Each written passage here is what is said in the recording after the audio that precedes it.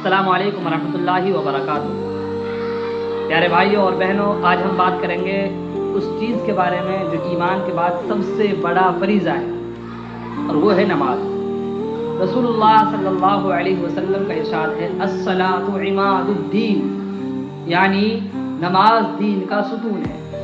اگر یہ قائم رہی تو پورا دین قائم رہے گا، اور اگر یہ ٹوٹ گئی تو دین کا نظام بھی ٹوٹ جائے گا۔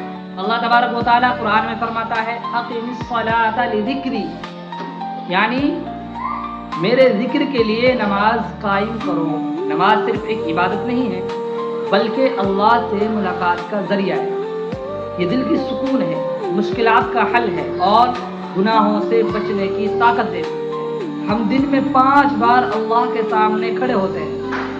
یہ موقع ہے اپنے گناہوں کی معافی مانگنے کا، اپنی حاجت رکھنے کا اور اپنی روح کو پاک کرنے کا۔ افسوس کی بات یہ ہے کہ آج بہت سے مسلمان نماز کو بالکل ہلکا سمجھتے ہیں۔ قرآن میں اللہ نے ایسے لوگوں کو ڈرایا ہے، فویل للمصلین الذین هم عن صلاتهم ساہون، تباہی ہے ان لوگوں کے لیے جو اپنی نماز سے غافل ہیں۔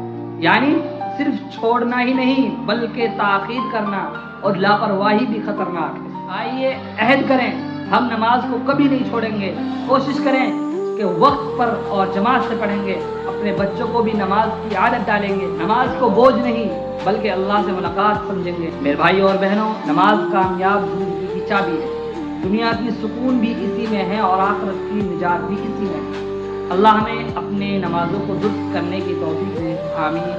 اور آخر میں ایک بات یاد رکھیں، رسول اللہ صلی اللہ علیہ وسلم نے فرمایا، جو شخص کسی نیکی کی طرف رہنمائی کرے اسے اس نیکی کرنے والے کے جتنا ثواب ملتا ہے۔ لہذا اگر آپ کو یہ پیغام اچھا لگے تو اسے آگے ضرور شیئر کریں تاکہ دوسروں کو بھی نماز کی اہمیت سمجھ میں آئے اور آپ کو بھی صدقہ جاریہ کا اجر ملے۔ السلام علیکم ورحمۃ اللہ وبرکاتہ۔